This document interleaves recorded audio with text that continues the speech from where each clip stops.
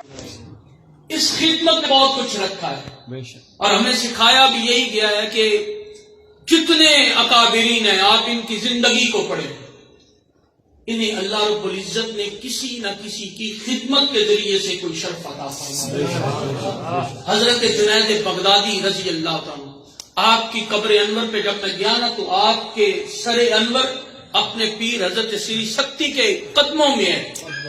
جنید بغدادی کا سر آپ کے مرشد گرامی کے پاؤں میں ہے۔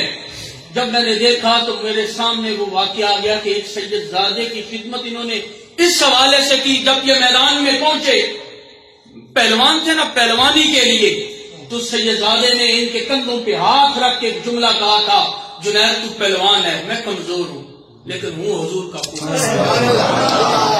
اگر آج کی اس میدان کی فتح میرے نام ہو جائے تو دنیا کا مال مجھے ملے گا، کل بروز محشر میں حضور کے سامنے تمہاری سفارش کے لیے عرض کر دوں گا۔ جنید بغدادی کے دل پہ جب یہ بات پہنچی تو چوٹ ایسی لگی کہ اپنی کمر کو زمین پہ لٹایا اور اس سیدزادے کو کہا، آج کا انعام تو لے اور اس انعام کے بدلے میں قیامت والے دن اپنے نانے سے انعام مجھے لے کے دینا ہے۔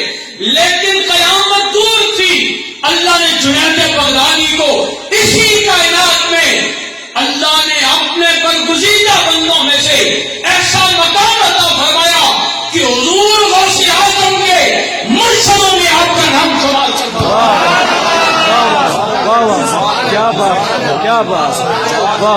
ایک سیدزادے کی خدمت کا صلہ یہ ملا کہ اللہ نے غوث اعظم کے مرشدوں میں 6 نمبر پہ آپ کا نام آتا ہے۔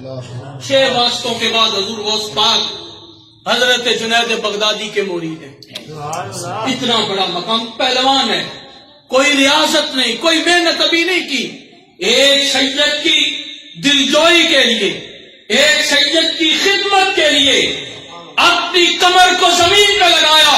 بظاہر اس میدان میں شکست حاصل کی، لیکن اللہ نے اس میدان کے توسل سے کائنات کے ہر میدان میں، اور سب سے جو بڑا میدان میدان محشر ہے، اس میں عزتوں کے تاج جنید اللہ کی کیا بات۔ ہمیں سکھایا گیا ہے ادب میں، ہمیں سکھایا گیا ہے خدمت میں۔ حضرت سیدنا غوث اعظم رضی اللہ تعالیٰ عنہ کے عرس مقدس پہ میں نے بہت ساری چیزوں کو دیکھا۔ وہاں پہ بڑے بڑے لوگ تھے، پاکستان کے شیوخ تھے جنہوں نے لوگوں کی خدمت کی۔ پتا چلا کہ یہ لوگ وہ ہیں جو کچھ لینے آئے ہیں، کچھ حاصل کرنے کے لیے۔ تو یقیناً غوث اعظم کا درگاہ ایسی درگاہ ہے جہاں پہ اگر کوئی منگتا آ جائے وہ تو خالی موڑے ہی نہیں جاتا، اگر ایک مسلح میں ایک چور اگر آ جائے اسے کتب بنا دیا جاتا ہے۔ سبحان اللہ، سبحان اللہ، اسے اس کا دل صاف کر دیا جاتا ہے۔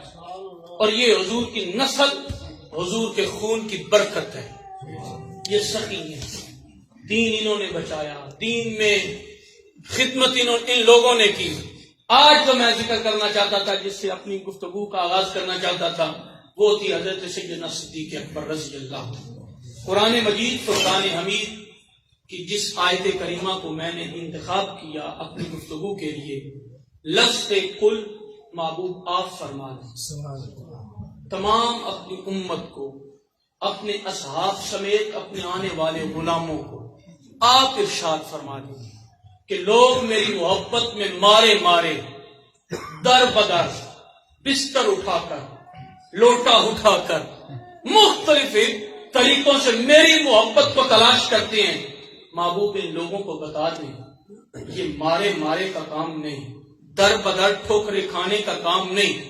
فتبعونی، کائنات کا کوئی بندہ کسی کونے میں بیٹھ کے آپ کی اتباع کر لے، آپ کے رنگ کو اپنے وجود پہ ڈھال لے، آپ کے رنگ میں رنگ جائے، فتبعونی، آپ کی اتباع کرے، فرما برداری کرے، فرمائے یحببکم اللہ، میں اللہ اس سے محبت میرا دعویٰ، اور اس مسجد میں بزرگوں سے لے کے جوانوں تک ہر ایک بندے کا یہ دعویٰ ہوگا، میں اللہ سے محبت کرتا ہوں، میں اللہ سے محبت کرتا ہوں، میں اللہ سے محبت کرتا ہوں۔ میں اللہ سے محبت کرتا ہوں، میں اللہ سے محبت کرتا ہوں. یہ بات بہت چھوٹی ہے. جب اللہ فرمائے، جب خالق فرمائے، جب مالک فرمائے، لوگوں میں فلاں سے محبت کرتا ہوں. جب اللہ فرماتا ہے میں علی حجویری سے محبت کرتا ہوں، جب اللہ فرماتا ہے میں فرید الدین سے محبت کرتا ہوں، جب اللہ فرماتا ہے میں شاہ رکن اعظم سے محبت کرتا ہوں، جب اللہ فرماتا ہے میں غوث اعظم سے محبت کرتا ہوں. ایک سائڈ پہ بندے کہتے ہیں ہم اللہ سے محبت کرتے ہیں، دوسری سائڈ سے میرا خالق فرماتا ہے لوگوں خاموش ہو جاؤ، میں گنج شکر سے محبت کرتا ہوں، میں ان سے محبت کرتا ہوں. کب محبت اللہ کرتا ہے؟ ایک ہی مالک نے اصول بتایا، ایک ہی چیز مالک نے ارشاد فرمائی، فرمایا میں محبت ہر بندے سے کرتا ہوں، پر ہر اس بندے سے فاتبعونی جس میں اتباع محمد نظر آ جائے، حضور کا رنگ نظر آ جائے، جس کا اٹھنا بیٹھنا چلنا گفتگو کرنا کھانا پینا عبادات کے حوالے سے زندگی گزارنے کے حوالے سے مجھے رنگے محمدی نظر آتا ہے. میں یحببکم اللہ کا تاج اسے عطا فرماؤں. تکبیر، اللہ نعرہ رسالت، نعرہ تحقیق، نعرہ حیدری، عظمت مصطفیٰ.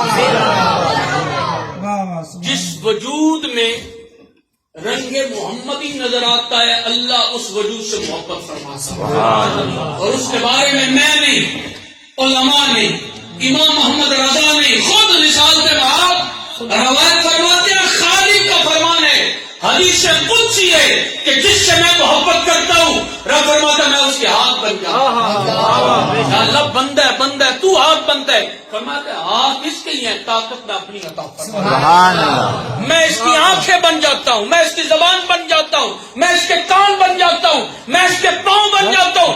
خالق تو مالک ہے، یہ بندہ ہے تو اس کے پاؤں بنتا ہے، تو اس کے ہاتھ بنتا ہے، تو اس کی آنکھیں بنتا ہے، تو اس کے کان بنتا ہے. مالک فرماتا ہے ہاتھ کان اعضاء اسی بندے کے، پر طاقت میں اپنی ادا کرتا ہوں. پھر یہ بیٹھتا بغداد کے اپنے منبر پہ ہے تو لوگوں کو کہتا کیا ہے، لوگوں اگر مجھے شریعت محمد عربی کا میں پابند نہ ہوتا تو میں لوگوں کو بتاتا تم کیا کھا کے آئے ہو، کتنا کھا کے آئے ہو، کتنا بچا کے آئے ہو، کتنا کس مقام پہ رکھ کے آئے ہو، کیونکہ اللہ نے میری نظر میں اپنی نورانیت کو پیدا فرما دیا، اپنا نور پیدا فرما دیا. پردے مالک نے اٹھا دیے، خالق نے پردے اٹھا دیے اور پھر بیٹھتا یہ بغداد میں اپنے منبر پہ ہے، بولتا جملہ دوران خطبہ دوران جمعے کے خطبے کے دوران بولتے ہیں، سننے والا اجمیر کے ٹپوں پہ سن کے اپنی پلکوں کو جھکاتے ہوئے کہتے عبد القادر تو نے لفظ بہت بڑا بولا کہ میرا قدم جس کی گردن پہ جائے وہ اللہ کا ولی بنتا ہے. اگر تیرا قدم ہو اجمیر کے شاہ کی آنکھی ہو تو میں اس میں فخر محسوس کروں گا کیونکہ میری آنکھوں پہ قدم غوث الورا آ چکا ہے. بیان کرنے والا بیان کرتا ہے اجمیر میں، بیان کرنے والا بیان کرتا ہے بغداد میں، سننے والا سنتا ہے اجمیر کے. لوگوں کو کہتے کیا ہے آج میرے شاہ کا فرمان آیا، آج میرے شاہ نے فرمایا. جب اللہ زبان بنتا ہے، جب اللہ کان بنتا ہے، پھر سننا بولنا یہ عام لوگوں میں نہیں. حضور غوث اعظم کی اس میں نے مسجد کی زیارت کی ہے، قبلہ سادات اکرام کو بالخصوص میں مخاطب کر کے آیا تاکہ مزید روحانیت مل جائے. جس مسجد میں 70,000 سے زائد لوگ آپ کا خطاب سنا کرتے ہیں اور کہا یہ جاتا ہے جس طرح پہلا بندہ آپ کا خطاب سنتا تھا اسی طرح آخری بندہ آپ کا خطاب سنتا تھا. وہاں پہ ایک مدرس تھے اس جامعہ نظامیہ، اس جامعہ کا بھی نام جامعہ نظامیہ ہے. حضور غوث اعظم کا جو جامعہ جس میں آپ نے پہلے علم حاصل کیا پھر اسی مدرسے میں آپ محتمم بن گئے، اسی مدرسے میں آپ پرنسپل بن گئے، اسی مدرسے کو آپ نے پھر چلایا، اسی مدرسے میں لوگوں کو فیض عطا فرمایا اور اسی مدرسے کے بارے میں آپ نے ایک بندے کو یہ فرمایا ایک بندہ آیا نا، اس نوجوان آیا، اس نے کہا حضور میرا باپ فوت ہو گیا، دعا فرمائے اللہ اس کی بخشش فرمائے۔ فرمایا کبھی تیرا باپ میرے پاس آئے؟ حضور نہیں۔ میرا مرید ہے؟ فرمایا نہیں۔ وہ بچہ عرض کرتا ہے حضور نہیں۔ فرمایا کبھی میرے مدرسے میں آیا ہو، میرے خطبے میں آیا ہو، میرے اس جامعہ کے پاس سے گزرا ہو؟ اس نے کہا ہاں جی، ایک مرتبہ میرا باپ آپ کے جامعہ کے قریب سے گزرا ہے۔ فرمایا یہ اللہ کا وعدہ ہے، جو میرے جامعہ کے قریب سے بھی گزر جائے اللہ اس بدبخت کو بدبخت نہیں رکھتا، خوشبخت بنا دیتا۔ وہ جامعہ اتنا بڑا تھا۔ وہاں پہ جب ایک بندے نے مجھے یہ واقعہ سنایا کہ یہاں پہ حضور 70,000 لوگوں کو خطاب فرماتے انسانوں کو، تو وہ آخری بندہ ایسے سنتا تھا۔ میں نے کہا اگر آپ یہ کہنا تو ہمارا یقین ہے کہ حضور غوث اعظم یہاں بیان کرتے تھے، پوری کائنات سنتی تھی، پھر بھی ہم ماننے والے۔ کیوں؟ یہاں سے اجمیر ہندوستان کا فاصلہ کافی ہے، اگر یہاں پہ بیان کیا گیا ہے، اجمیر میں سنا گیا، پھر ماننا پڑے گا نا۔ مالک نے جس کو طاقت دی ہے سننے کی، اور جس نے اس کے جملوں کو سنا اپنے دل کی تختی پہ لکھا، اللہ نے اسے معین الدین تمام چشتیوں کا رہبر بنا دیا۔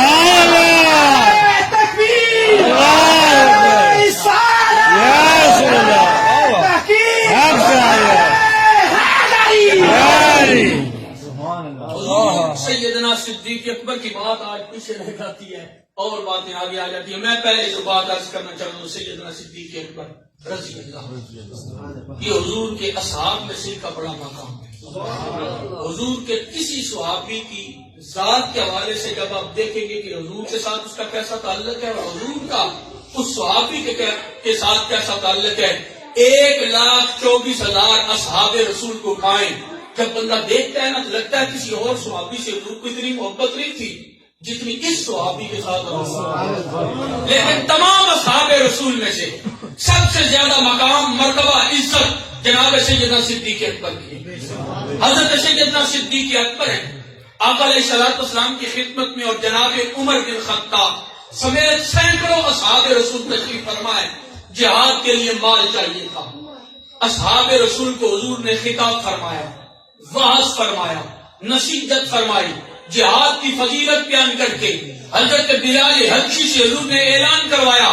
بلال ان لوگوں کے درمیان اعلان کر کہ مصطفیٰ فرماتے ہیں جہاد کرنے مال چاہیے، جس حساب سے کوئی مال لے کے آئے گا اللہ سے اسی طرح اس کا اجر ہوگا۔ یہ جب اعلان کیا جناب سیدنا بلال حبشی نے، تو اصحاب رسول اسی مجلس سے نکل کے ایک کے دل میں خیال ہے سب کچھ بارگاہ مصطفیٰ میں لوٹا دینا ہے، اور ایک صحابی رسول کا خیال ہے آج صدیق اکبر سے سبقت لے جانا۔ دو صحابی ہیں، دونوں کے دلوں میں خیال، ایک کہتا ہے میں نے ابو بکر سے مال زیادہ لانا ہے، ایک کہتا ہے جو کچھ ہے بارگاہ مصطفیٰ پہ قربان۔ دو لوگ ہیں، دونوں کے ارادہ، خیال، جو ان کی حالت تھی وہ اپنی قلبی تھی، دل کے اندر خیال تھا، زبان پہ کسی کو کہتے ہوئے کسی نے نہیں سنا، یہ قلبی کیفیت تھی دونوں کی۔ اب ایک ہے اپنے گھر اپنی بیوی اسماء سے فرماتے ہیں کہ جو مال، جو چیزیں ہمارے گھر میں ہیں وہ ساری اس چادر میں آپ رکھ دی۔ بیوی کہتی ہے میں نے سارا مال رکھا۔ حضرت سیدنا صدیق اکبر اپنے گھر کی دیواروں میں جو چھوٹے چھوٹے وہ مٹی کے مکان تھے نا، تو وہ پرندوں کی وجہ سے ان کی گھونسلے بنے ہوئے تھے، اس میں سے کچھ چیزیں تلاش کریں۔ میں نے کہا اے میرے سرتاج کچھ چیز گم ہو گئی ہے، تو اس کا جملہ بڑا خوبصورت تھا۔ انہوں نے کہا آج میرا دل ہے میرے گھر میں سوئی جیسی بھی کوئی چیز نہ رہ جائے، آج جو کچھ میرے گھر میں ہے میں نے سب حضور کی بارگاہ میں پیش کیا۔ مال پیش بنایا گیا، گھر میں جتنا سامان تھا اس چادر میں رکھا گیا، خود اندر گئے، اپنے حجرے میں اپنی قمیض کو اتارا، ایک بوریا اس کو اپنے وجود پہ زیب تن کیا، کھجور کے جو تنے ہوتے ہیں اس کے تنوں کو بٹن کے طور پہ استعمال کیا، کر کے بارگاہ محمد عربی میں پہنچ گئے۔ اب حضور دیکھ رہے ہیں میرا یار آ رہا ہے، ہاتھ میں سامان ہے، سر پہ سامان ہے، سب بارگاہ مصطفیٰ میں پیش کیا. حضور فرماتے ابو بکر بتا گھر میں کیا چھوڑ کے آئے, گھر میں کیا چھوڑ کے آئے. جس کا ارادہ تھا میں جو گھر میں ہوگا حضور کی بارگاہ میں پیش کروں گا. اب حضور فرماتے ابو بکر بتا گھر میں کیا چھوڑ کے آئے ہو. عرض کرتے گھر میں اللہ اور اللہ کا رسول چھوڑ کے آئے. مجھے بہت سارے لوگ, آپ کو بہت سارے لوگ اس وقت یہ سوال بھی کرتے ہیں, اعتراض بھی کرتے ہیں کہ اللہ رسول کا کرم نہیں کہنا چاہیے, صرف کہنا چاہیے اللہ کا کرم. اللہ رسول کا مشترکہ لفظ نہیں کہنا چاہیے. تو لوگوں کو بتائیں یہ جملہ ہمارا نہیں, یہ جملہ ابو بکر کا ہے, اور یہ جملہ حضوری جملہ حضور کے سامنے بولا گیا. اور حضور نے یہ نہیں فرمایا ابو بکر میں تو تیرے سامنے مسجد نبی میں بیٹھا ہوں, میں تیرے گھر میں کہا ہوں. حضرت ابو بکر نے یہ جملہ حضور کی بارگاہ میں عرض کر کے قیامت تک غلاموں کے دلوں کی ترجمانی کر دی, ان کے ایمانی جذبات کی ترجمانی کر دی. جہاں حضور مدینے میں ہو حضور کا کرم اپنے ہر غلام کے گھر پہ ہوتا ہے. سنا ہے آپ ہر عاشق کے گھر تشریف لائے, میرے گھر میں بھی ہو جائے چراغاں یا رسول اللہ. نہیں جہاں نماز پڑھی جائے یہاں وہاں حضور کا کرم. ممکن نہیں جہاں حضور کی ذات پہ درود پڑھا جائے وہاں حضور کا کرم نہ ہو. شام میں مسجد عموی مسجد کے نام سے معروف ہے, جہاں حضرت یحییٰ علیہ السلام کا سر انور ہے. آپ کے سر انور کے ساتھ ایک چھوٹا سا نا انہوں نے وہ چادر سی لگائی ہوئی ہے اس کی فلیکس کی, اور اس پہ لکھا ہوا ہے یہاں پہ درود شریف کی محفل ہوتی ہے. میں نے اس بندے سے پوچھا آپ درود شریف کیوں پڑھتے ہیں؟ جملہ سنے ہے وہ مسجد میں, اور مسجد بھی عام نہیں جس میں امام حسین کا سر انور ہے. امام حسین کا سر انور اسی مسجد میں کہ ایک کونے میں آپ کا سر انور تشریف فرمائے, اور اسی مسجد کے ہال میں جناب حضرت یحییٰ علیہ السلام کا سر انور ہے, اور اسی مسجد میں امام غزالی نے درس حدیث ارشاد فرمائی ہے. اسی مسجد میں حضرت ہود علیہ السلام نے قیام بھی فرمایا, عبادت بھی فرمائی. حضرت خضر علیہ السلام نے وہاں پہ عبادت فرمائی, اور اسی مقام پہ وہ کہتا ہے درود اس لیے پڑھتے ہیں جہاں درود پڑھا جائے وہاں حضور کا کرم, مہربانی اور حضور کی توجہ ہے. مسجد کو اگر حضور کی توجہ نہیں ہوگی تو پھر کس مقام پہ ہوگی؟ لیکن وہ کہتا ہے درود ذریعہ ہے حضور کی توجہ کے لیے. ہم درود اس لیے پڑھتے ہیں تاکہ حضور کی نظریں اسی مسجد پہ اسی مقام پہ رہیں. اب میں جو بات عرض کرنا چاہتا ہوں, حضرت ابو بکر کیا کہتے ہیں یا رسول اللہ گھر میں جو کچھ تھا آپ کی بارگاہ میں پیش کرتے, میرے گھر میں اب کوئی چیز نہیں سوائے اللہ اور اللہ کے رسول کے فضل کے علاوہ, کرم کے علاوہ, رحمت کی نظر کے علاوہ میرے گھر میں کچھ نہیں. اب وہ دوسرے آئے جن کا نام عمر بن خطاب ہے, جن کے نام سے شیطان بھی ڈرتا ہے, جس کا ایک اپنا مقام ہے, جس کے بارے میں حضور نے ہاتھ اٹھا کے دعا فرمائے. حضور کے اصحاب کی تعداد بنتی ہے 1,24,000, یا اس سے زیادہ یا اس سے کم ہے, لیکن 1,24,000 اصحاب رسول میں کسی کو یہ اعزاز حاصل نہیں سوائے عمر بن خطاب کے, جس کے لیے حضور نے اپنے ہاتھ اٹھائے. عرض کی میرے اللہ اسلام کو عزت عطا فرما عمر کے ذریعے. جب حضور علیہ السلام نے لبیں کٹوانے کا حکم دیا نا تو فرمایا عمر تجھے نہیں, تیری لبیں تو میرے دین کا روح ہے, میرے دین کی شان ہے. یہ عمر بن خطاب اب حضور کی بارگاہ میں حاضر ہوئے. آقا علیہ السلام نے جب انہیں دیکھا تو حضور نے فرمایا عمر بتا کتنا لے کے آیا ہے, کتنا گھر میں چھوڑ کے آیا ہے, کیونکہ حضور جانتے لانے والا سارا لے کے نہیں آیا. حضرت عمر عرض کرتے یا رسول اللہ گھر میں جتنا مال تھا اس کا آدھا حصہ گھر والوں کے لیے چھوڑ کے آیا ہوں, آدھا حصہ بارگاہ مصطفیٰ میں لے کے آیا ہوں. اب آقا علیہ السلام نے ان اصحاب رسول کو سامنے بٹھایا. اسی لمحے جناب جبریل علیہ السلام تشریف لائے.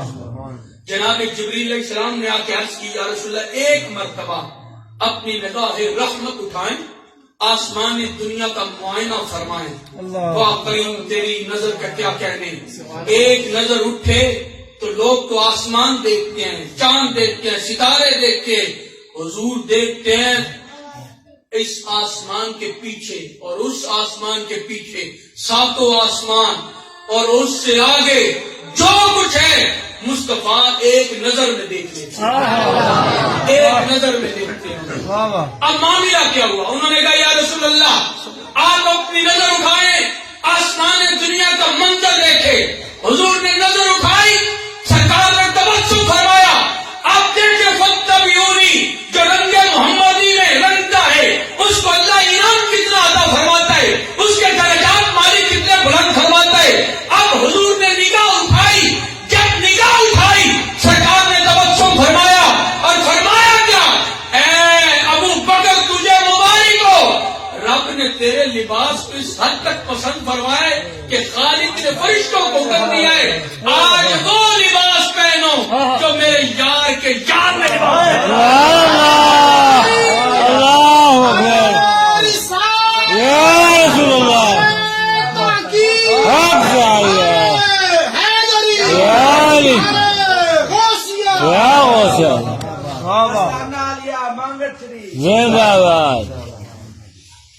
آقا علیہ الصلوۃ والسلام کہ یہ صحابی ہیں، ان کا مقام مرتبہ یہ ہے کہ افضل الناس بعد الانبیاء، انبیاء کے بعد انسانوں میں سب سے زیادہ فضیلت والے ابو بکر ہیں، اور رب ان کے لباس کے ساتھ محبت فرماتا، فرشتوں کو فرماتا فرشتوں آج وہ لباس پہنو، اس طرح کا لباس پہنو جس طرح کا میرے یار کے یار ابو بکر نے لباس پہنا ہے۔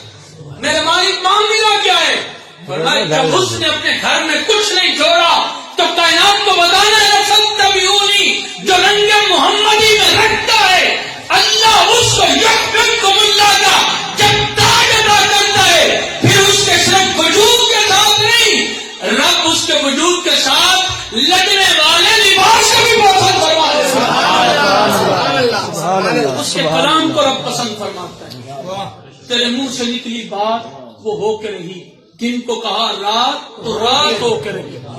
رب جب جس بندے سے محبت فرماتا ہے پھر اس کو اپنی محبت کا تاج عطا فرماتا ہے۔ یہ حفاظ اکرام، یہ حافظ، ان کے بارے میں یہ کہا جاتا ہے جب کوئی بچہ حافظ قرآن بنتا ہے نا تو اس کے والدین کو قیامت والے دن انعام کے طور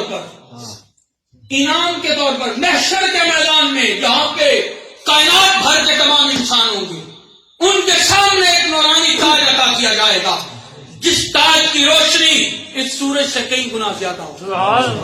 جب وہ تاج پہنے ہوئے، پتہ نہیں لوگوں نے خود ناظرہ قرآن بھی پورا پڑھا ہے کہ نہیں پڑھا، بچہ حافظ ہوا ہے نا، بچے کے بدلے میں یہ انعام دیا جا رہا ہے۔ اب والد کے سر پہ تاج رکھا گیا، والدہ کے سر پہ تاج رکھا گیا جس کی روشنی اس سورج سے کئی گنا زیادہ ہوگی۔ ہم جیسے گناہگار بندے عرض کریں گے میرے خالق یہ نبی ہیں، یہ رسول ہے، یہ پیغمبر ہے، میرے اللہ یہ کون ہے، یہ غوث ہے، قطب ہے۔ فرمایا نہیں، یہ تو میری مصطفیٰ کی امت کے وہ لوگ ہیں جن کے بچوں نے الحم سے لے کے والناس تک قرآن کو اپنے سینے میں ڈھالا، آج بدلے میں انعام کے طور پر میں نے ان کے والدین کو یہ نوانی تاج عطا فرمایا۔ آپ اندازہ کریں اگر حافظ قرآن خود نہیں، حافظ قرآن کا پتہ نہیں کیا مقام ہوگا، یہ اس کے والد کا مقام ہے جس نے اپنے بچے کو وقف کیا قرآن پڑھنے کے لیے، جس نے چھوڑا اس کو یہ صلہ دیا گیا، اجر دیا گیا، نورانی تاج۔ آپ اندازہ فرمائیں، اب یہ پتہ نہیں نیک کتنا ہے یا گناہگار ہے، خود ناظرہ قرآن بھی پڑھا کہ نہیں پڑھا، اس کو مالک نے اس کے بچے کے وسیلے سے، اس کے بیٹے یا بیٹی کے توسل سے یہ نورانی تاج عطا فرمایا کہ تو ایک حافظ قرآن کا والد ہے، تو اس کی والدہ ہے، تجھے یہ مقام حاصل ہو گیا۔ اور جس کے بارے میں رب فرماتے یحببکم اللہ، میں اپنی محبت کا تاج عطا کروں گا، اس کے تاج کی کیفیت کیسی ہوگی اور اس کی نورانیت کیسی ہوگی اور اس صاحب تاج کا اپنا مقام کیسا ہوگا، میرے پاس لفظ نہیں پر ایک حدیث مبارکہ ہے کہ یہ لوگ نورانی منبروں پہ جلوہ گر ہوں گے، ریشمی پردوں میں اطمینان بھرے چہرے، لا خوف علیہم، ان کے چہروں پہ کوئی خوف نہیں، کوئی ڈر نہیں، بے خوف ہوں گے، یہ اپنے منبروں پہ جلوہ گر ہوں گے۔ ہم جیسے بندے یہاں تک یہی جملہ بولیں گے، میرے اللہ یہ عزتوں والے لوگ کون ہیں؟ آج ہم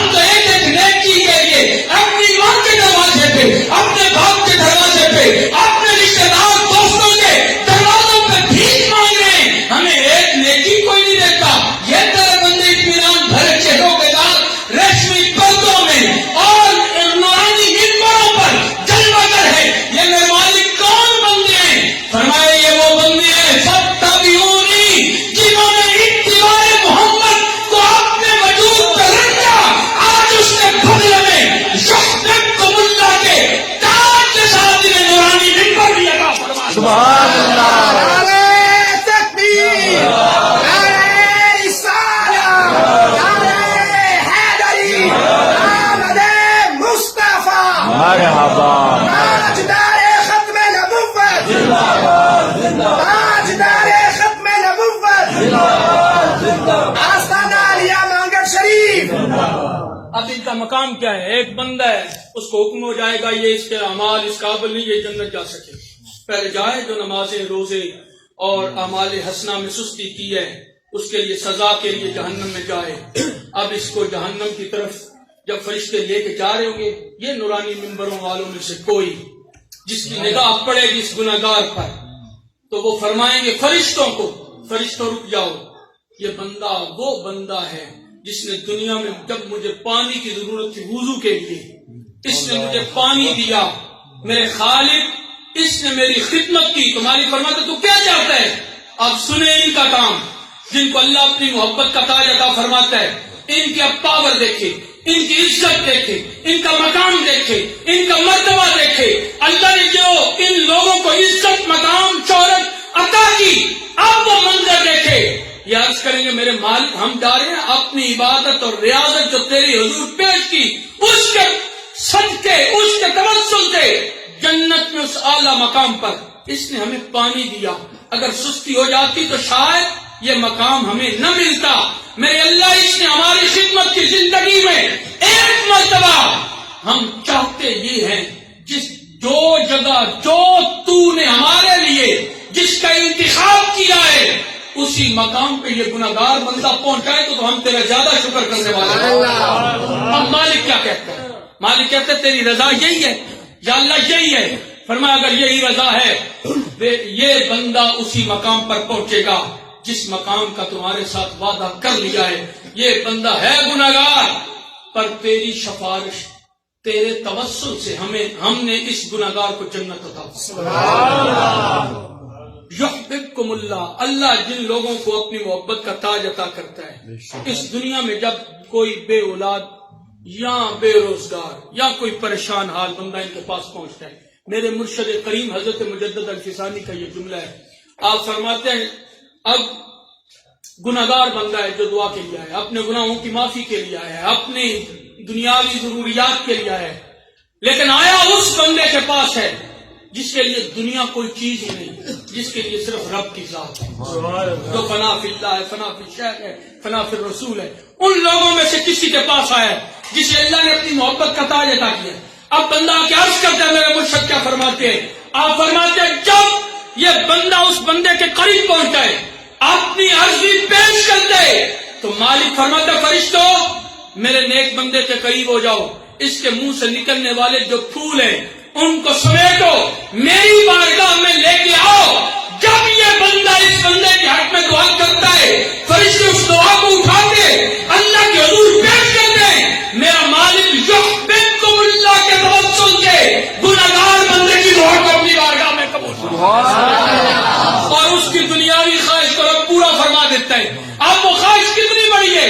فرمایا اگر یہ بندہ کوئی گناہگار اپنے گناہوں کی معافی کے لیے ان کے حضور حاضر ہوتا ہے اور عرض یہ کرتے ہیں حضور میں گناہگار ہوں، میں صحت ہوں، میرے گناہوں کی معافی کے لیے اپنے خالق کے سامنے عرض کرے، مالک کے سامنے دعا کرے۔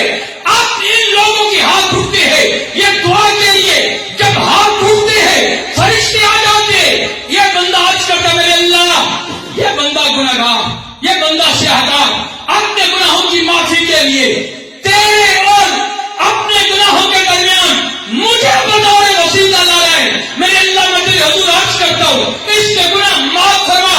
اب یہ بندہ جب دعا کرتا ہے اس کے گناہوں کی معافی کے لیے اللہ گناہ بھی معاف کرتا ہے اور اس نیک بندے کے درجات کے توسل سے اللہ گناہوں کے بدلے میں نیکیاں بھی عطا فرما دیتا ہے۔ اتنا بڑا رب کریم ہے، لیکن کرم اس وقت کرتا ہے جب یحببکم اللہ کے تاج والے اس کے حضور عرض کرتے ہیں، مہربانی اس وقت کی جاتی ہے۔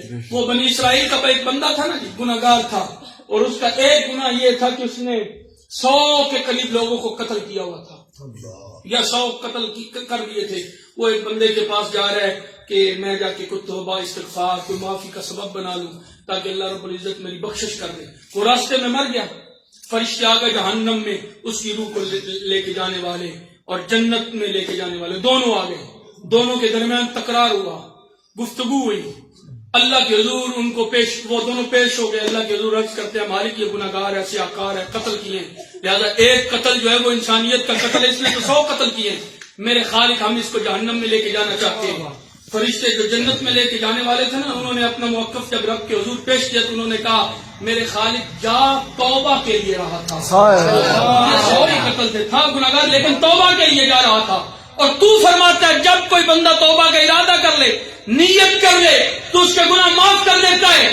تو وہ کہتے ہیں جو جہنم میں لے کے جانے والے پہنچا تو نہیں, ابھی توبہ تو نہیں کی. فرشتے کہتے ہیں جنت میں لے کے جانے والے میرے اللہ پہنچا تو نہیں, زندگی میں وفا نہیں کیا. اس کا ارادہ تو یہی تھا نا کہ میں اس کے پاس جاؤں, دعا کرواؤں. جب وہ دعا کرے گا اللہ میرے گناہ معاف فرما دے گا. اسی ارادے کے توسل سے اللہ رب العزت نے اس بنی اسرائیل کے بندے کی بخشش فرما مغفرت فرما دی. لیکن وہ جا رہا تھا یحببکم اللہ, اس زمانے کے اللہ کی محبت کے تاج والے بندے کے پاس. آج ہمارے اس معاشرے میں بے شمار لوگ ہیں جن کو اللہ رب العزت نے اپنی محبت کا تاج عطا فرمایا. ان میں حضور سیدی غوث اعظم کا ایک اپنا مقام, مرتبہ ہے, عزت ہے. ایک بندے کو میں ایسے بندے کو جانتا ہوں جو اپنی زندگی میں ہمیشہ غوث پاک سے بڑی محبت کرتا تھا.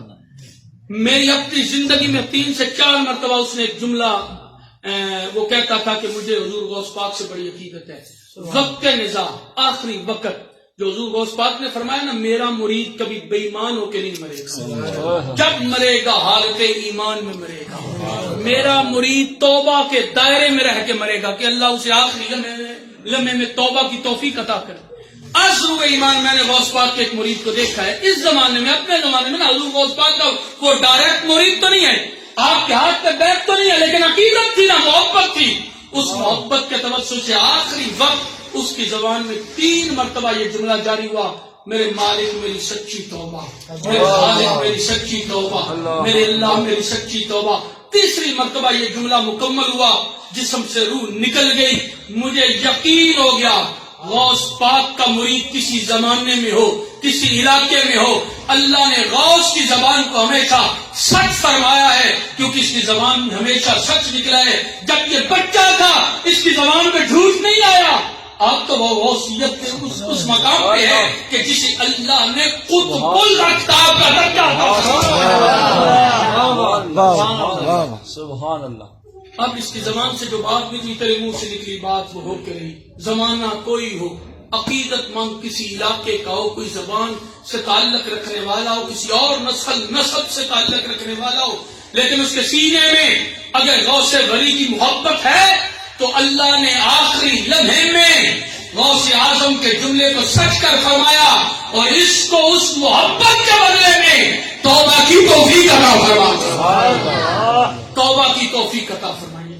آئیں ان لوگوں سے محبت کریں جن کو اللہ نے اپنی محبت کا تاج عطا فرمایا. ان لوگوں سے عقیدت رکھی, ہر ایک سے نہیں کہ جس نے جو لائن سے بہت سارے ہٹے ہوئے ہیں, ان لوگوں سے نہیں جن کا طریقہ یہ ہے, جن کی ہر ادا سنت مصطفیٰ. حضرت مجدد الفسانی فرماتے ہیں جو ایک بھی حضور کی سنت کا تارک ہو وہ